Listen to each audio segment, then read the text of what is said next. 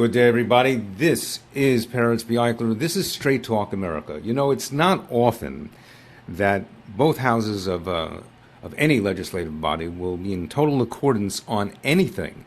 But that actually happened yesterday in Trenton when there was virtually unanimous approval of a bill to provide security in non-public schools. The Assembly Education Committee approved bipartisan legislation for Bill A4288. That is known as the Secure Schools for All Children Act. And this measure, as I mentioned on previous broadcasts, will establish a state aid program for security services, equipment, and technology to ensure a safe and secure environment for non-public school students. You would think that would be a no-brainer, but apparently it took legislation to do that.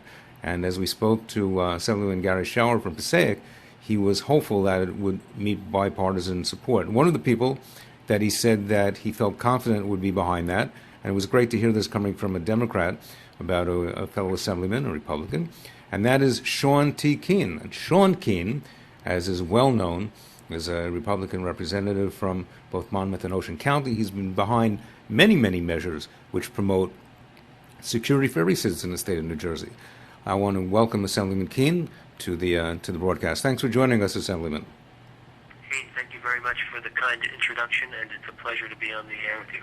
Now, let me ask you this, Sean, if I can. What was it that precipitated this bill? I had asked somebody else, and they said, well, it's the incidents which are going on around the country. Is that something really that schools here have to be concerned about? And two, are there already measures in place in the public schools, and for some reason we now decided it has to be in place in the non-public school system? Yeah, and let me take the first question first. The request for help came from the private school community on a variety of levels, both from parents, from people that run schools, and I'm not just talking about schools within the Orthodox population. I'm talking about schools, private schools, all the way across the spectrum. The reason for that, as everybody knows, is there's this new fanaticism of hate crimes out there that are just a plague on our society, and it's devastating, and we need to get out in front of that and not be reactive to that. So to answer your question, it came directly from the trenches, from constituents who send their kids to private schools in Lakewood and other places. Now, with regard to the actual bill that came out of committee yesterday, the bill was amended in committee to make it effective immediately.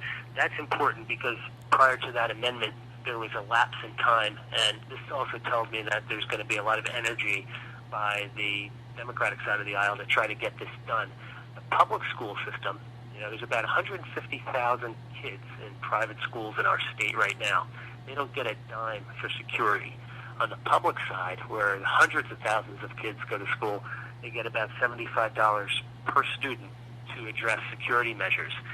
And we've seen it not just in private schools, but in public schools, these horrible acts that have taken place where people are put in harm's way. So we need to anticipate that and get out in front of it. Ultimately, you're talking about less than $4 million out of a $33 billion state budget. You're talking about a couple bucks that are going to make these schools. It's just a start, by the way. This is just a few dollars to get these schools to start their thinking and planning. And some private schools are doing it already, but they need help and they need resources to do that. And when you're talking about the different types of steps that can be taken, you're talking about applications that could be put on cell phones where people can communicate, walkie-talkies where people can say, hey, there's a strange person, looming around the school, and all different creative things. And, I don't pretend to be a security expert. We leave that up to the people that are very knowledgeable in that area, but there's all kinds of things that we can do today in this society with a budget to address security measures. So that's what we're trying to do. There is, as you know, there's a Senate version. The Senate version has not moved yet. You pointed out importantly that it's a bipartisan measure, and when it's bipartisan, I think the likelihood that the governor will act favorably on it, in my mind, although I can't speak for the governor, I think that's something that we're going to anticipate, that the governor will come to the assistance of private schools. He's been there before. He's someone who's been a proponent of trying to give some kind of balance to the way school funding goes on in our state. So I'm hopeful that the governor will agree with what the Assembly Education Committee just did yesterday, which was to approve a bill unanimously. So that means there is a sense of urgency with it. But in terms of the unanimous approval, so walk us through the next step of the legislative process for the actualization of the plan to come into effect. In other words, at what point do the schools now approach the state and say, okay, we have our plan, and now we would like to have it financed? So what happens legislatively? Sure. That request process is not in place yet because the bill has not been signed into law by the governor. We still need some steps to take place, and the following has to take place on the Assembly side. The bill was reported out of committee, and that's a monumental step. The bill was only introduced a month ago, and now it's been reported out of committee. At any one time, there's over 3,000 bills in the legislative hopper, if you will, and some of those are very good bills, and they just don't move forward because there's just there's so many issues of importance to the state. Some things get lost, and that's unfortunate, but that's the reality. This bill did get a head start, and it's moving. The next step would be for the entire state assembly of 80 members to affirmatively vote in favor of the bill. What is required is the Speaker of the Assembly has to place this bill on a board list for the Assembly to vote. I'm very confident that if that bill goes up is placed for a vote on the board list, I think the votes are there. We just need to convince the Speaker, Prieto from North Jersey, and by the way, who has very many requests made to him. So, he's got people asking him for security dollars for private schools, and you can just imagine all the monetary requests that come across the Speaker's desk. So that's what we have to do. We're competing with other positive requests. Oftentimes we're competing for scarce dollars with other requests that are often very legitimate requests. So we just need to be good advocates and get that bill up. I think it's going to get done, assuming the bill passes the Assembly in the next month or two, because as you know, we recess and we go home at the end of June. Everything stops. So in the next month, I should say. The bill is moving simultaneously. As we move it through the Assembly, the bill is moving through the Senate. That bill is sponsored by Senator Beach from South Jersey. If that bill gets passed through the Senate, which I think it will, both bills wind up on the governor's desk, and the governor then has the opportunity to sign it, and he has 45 days to do that. If he doesn't sign it within 45 days, the bill becomes law just by operation of his inaction. On this one, I think the governor's going to sign it, and he'll invite the sponsors in, and we'll have a big celebration, if you will, because it'll be a positive step. Let me ask you this, Assemblyman. In terms of grassroots support, is it important at all for the possible beneficiaries of this bill, or those who just feel that it's a worthwhile thing to do, to vocalize their support and their advocacy of it to their local legislators? Is that of any value at this point or along the process? That's a very important step to this process, and you just hit the nail on the head. If you are someone who lives in a legislative district where you are, whether you're in Passaic County or Ocean County or another county, the most important communication you can have is not with the sponsor. You already have me. I'm on the bill. It's my bill. But you need to talk to the members who represent you in the legislature to let them know how important it is to you. And once again, don't forget, this is something that's very near and dear to the Orthodox and the religious community in Lakewood, but this stretches across all religious and sectarian. There's sectarian private schools. This is very important for all private schools, because let's face it, parents that send their kids to private schools are making sacrifices for the betterment of their kids, but oftentimes the state doesn't necessarily match them in that commitment. And especially in some school districts where the alternative is very, not very attractive, in school systems that are failing, the parents that send their kids to private schools do need a hand up financially. We try to do that with different tax incentives and different ways, but it's difficult, and there hasn't been a lot of success in that area. What we need to do is to appeal, and we're doing that now, but to appeal to people to contact their legislators in all the districts of each of the 40 legislative districts statewide, from Cape May to Bergen County and everywhere in between, because that's the key. If I'm a legislator and I get a call from somebody from Bergen County, it doesn't impress me the same way it does when I get a call from somebody in my district, and that's just common sense. So we need to make it a grassroots appeal statewide. And as I said before, it's not a complicated concept when you're looking at some of these events that are going on nationally and internationally with people that are, some of these extreme groups that are appealing to these young people. It's just very upsetting. But once again, we can't just sit by and say, gee whiz, let's hope it doesn't happen to us. We have to be proactive and get out in front of it, so that we're equipped with the tools that are needed to make sure something like that doesn't happen. And I have to think of Lakewood as a very vulnerable population. Lakewood is the fastest growing religious community in the state, if not the country, in terms of the Orthodox community. This particular community needs to get out in front of that. We need to be prepared for that because, when danger lurks, you know that we have to be proactive and not sit idly by, and that's what we're trying to do with this bill. Well, what would you like to see, Assemblyman? As you've said that the constituents here are already on board, so what would be left for people in the Lakewood community, per se? Who would they talk to, or who would they call? Is there any necessity to do that? I mean, you already know what the needs are. You're already an advocate for it. So would it be purposeful in any manner, shape, or form for people in this community to be called?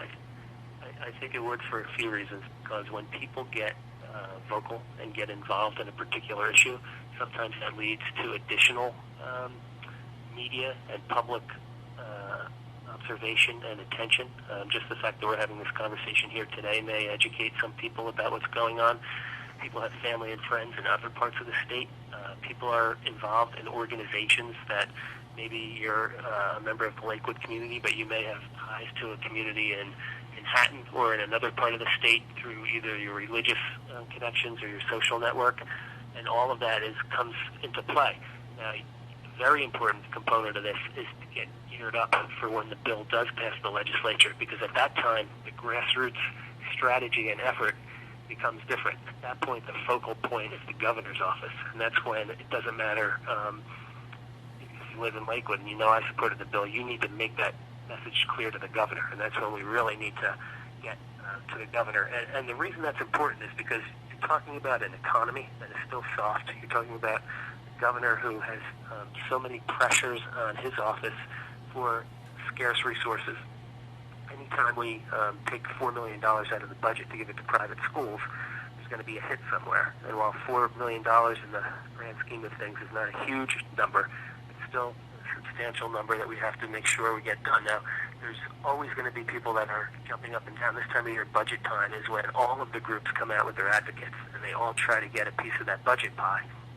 And it's just the reality. It's always been that way. And with the economy being in still a soft state, there isn't that extra money out there to go do good projects like this. It used to be when the economy was roaring, it would be, little goodies for different legislative districts. That's just not happening anymore. It's just a very austere budget. And it's going to be that way for this year and next year. Hopefully we get out of this, but we don't want to wait for that. We want to get this done now. And that's just going to be seed money, by the way. That's just going to be something that we can grow with. Private schools are going to be able to do their own fundraising, and some private schools are doing this anyway, but to give them a shot in the arm, knowing that they're going to get a few bucks per pupil, I think will really get people to start thinking. And the other exciting thing about it is they can pool resources, and they can then compare notes, and they can come up with strategies that may be helpful to an entire community, like Lakewood, for instance. Maybe there's a way they can work together on some of these things and not just take the money and do their own thing. So, it's going to be in concert with law enforcement. There's a lot of people out there that know a lot about security, and it's very, very serious stuff. And I think that at the end of the day, this is just a starting point. Public schools get 75 per pupil. Why do private schools get nothing? It doesn't make any sense to me. Does that mean that we don't value the health and safety of the private school kids? I mean, that doesn't make any sense to me. So we need to be more fair about the way we spend money for security. Indeed, I want to express our thanks to you, Assemblyman. I mean, working together is something which has kind of been the raison d'etre of not only your candidacy when you were running, but obviously the campaign promises, which you said then. It's very interesting to see how you're actually actualizing that. It's something that every one of us, I think, has to be grateful for, and we're going to see about galvanizing that support. And want to thank you on behalf of the community and communities at large, and we'll be looking forward to following the progress of the bill as it moves through. As of this juncture, so you said there's going to be a hiatus now. When would we really be looking at the government stamp of approval? I would hope it would be before he decides to run for president, but when do you think that'll be? I believe that this can get done by the end of June. I'm hopeful that happens. We do have time to get it done. We still have several voting sessions where this bill could get placed. And once again, we're not talking about a bill here that's going to require the state to come up with $40 million or $100 million. This is relatively small change, an important amount, but still something where we can get it done and not, have to really perhaps, go over the top in this case. But the Senate can move it in the Assembly. I've seen bills get done in a lot shorter time. We still have 25 days left. So my goal is to get it done, and then once it's on the governor's desk, it'll be ready for September. And that's the exciting part. Then these kids can go back to school after the summer, and these districts and these private schools can say, we have a pot of money now, we applied for it, and it's going to be coming, and then they can start to get out in front of it. And that's what we need to do. This is not something that we want to say, that we'll get it done in a year. This is something that has to get done immediately. Well, where there's a will, there's a way. Assemblyman Sean Kean, thank you very much for joining us. We'll be looking forward to hearing again from you soon following the progress of this bill. This is Peretz Eicheler for Straight Talk America.